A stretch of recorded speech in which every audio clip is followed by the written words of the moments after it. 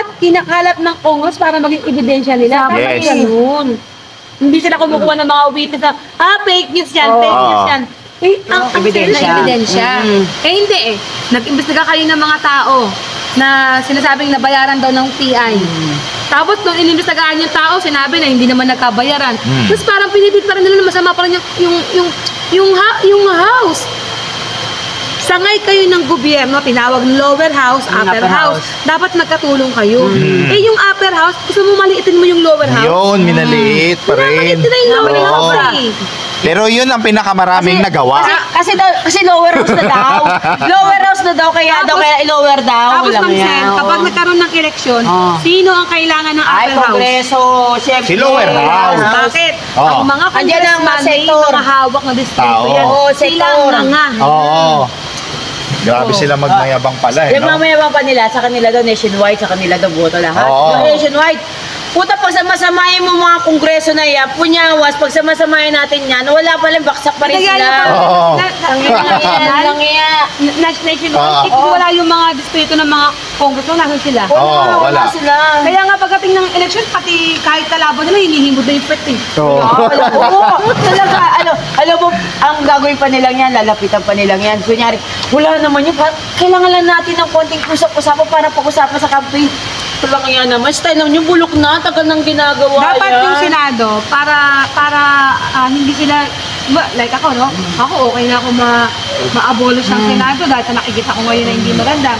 Patunayan nila na Kaya dapat sila na hindi kailangan pa rin talaga sila. Yun. Be professional. Yes. Okay, mag-akusa kayo kay speaker, labag-ebidensya. Patunayan. Puro ganun. Hindi puro na lang tanong, puro salita na lang Tignan mo ang Congress. Hinihiring nila ngayon ang SMNI.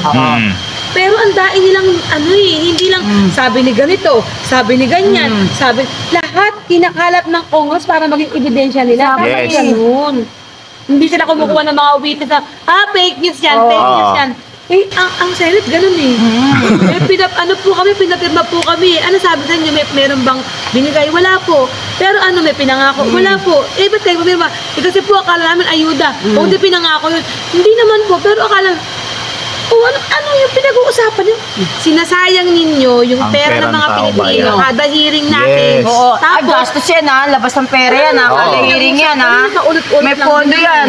Kita mo naman, di ba, yung ginawa na ngayon Senator Bato, sa Senator Amy, nagpupunta sa lugar-lugar para lang mag-imbestiga sa mga tungkol sa PI na yan. Ang laki ng budget niyan. At tingnan mo sino yung mga kasama nila? Ang tanong, mga kasama nila. Yung kinukuha nila with this, papayag ba na mawalang bayad dyan? At saka ito nga di ba nagpo-propose sila May bayad dyan, ng syempre. roadshow.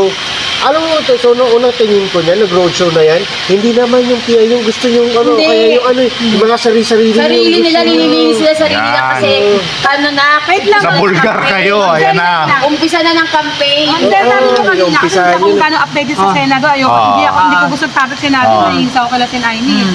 Sabi mo kanina, nagkakalap si Bato, tsaka si Aimee, ng bakit wala silang tiwala sa mga... Wala silang, ito kasi nga, ganito, kaya sila nagkakala, kaya sila na nag-roadshow, kulang pa daw yung naging testigo nila na dumating sa Senado.